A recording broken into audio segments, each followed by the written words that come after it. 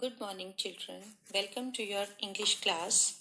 Today we will read chapter 9 of your English literature book, Uncle Podger Hangs a Picture.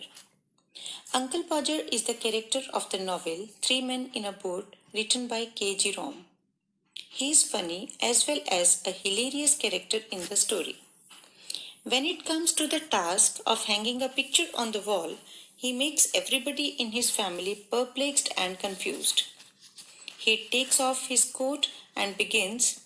He sends the girl is the maid, to the market to buy nails worth sixpence. Sixpence is the currency.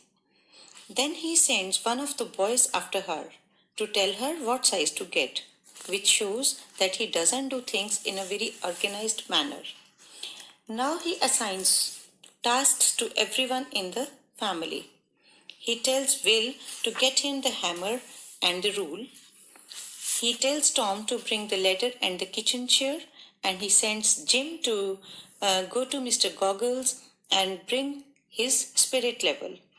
He tells Maria not to go anywhere but hold the light for him, and Tom will hand him up the picture. Now he lifts up the picture and drops it. It comes out of the frame. He tries to save the glass, but in order to do that, he cuts himself. Then he springs round the room looking for his handkerchief, which he cannot find, because it is in the pocket of the coat he has taken off. Now he doesn't know where he has put the coat. Everyone tries to search the coat. In the end, he gets up and finds that he has been sitting on it. He tells everyone triumphantly that he has found it himself now. When half an hour has been spent in tying up his finger, a new glass has been got, and the tools, the ladder, the chair, the candle have been brought, he has another go. The whole family, including the girl, that maid, and the charwoman. Charwoman is the lady who cleans the house. All of them stand round in a semicircle, and they are ready to help him.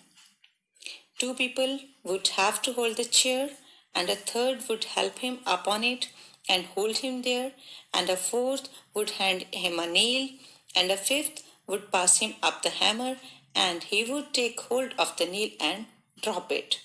Again he drops the nail. All have to go down on their knees and grovel for it. Grovel is to crawl to search the nail. He keeps standing on the chair. At last the nail is found. Now by that time he has lost the hammer. Everyone is busy in finding the hammer for him. And when the hammer is found out, he has lost sight of the mark he had made on the wall. Such a funny story it is. Now he takes the rule and remeasures it. That measurement is also very funny. He tells everyone to try to do it in their heads, and everyone arrives at different results, and they sneer at one another. Sneer is to raise a corner of the upper lip slightly, because everyone had a different result. Now, again he uses a bit of string, and at this critical moment, he was leaning over the chair at an angle of 45, trying to reach a point 3 inches beyond what was possible for him to reach. The string slips, and down he slides onto the piano, producing a really fine musical effect, because his head and body struck all the notes at the same time. At last, he gets the spot fixed again and puts the point of the nail on it with his left hand and takes the hammer in his right hand. Now with the first blow, he smashes his thumb and drops the hammer with a yell on somebody's toes. Yell is shout. Aunt Maria is his wife. She observes that next time when he is going to hammer a nail into the wall, she hopes he would let her know in time, so that she can make arrangements to go and spend a week with her mother while it was being done.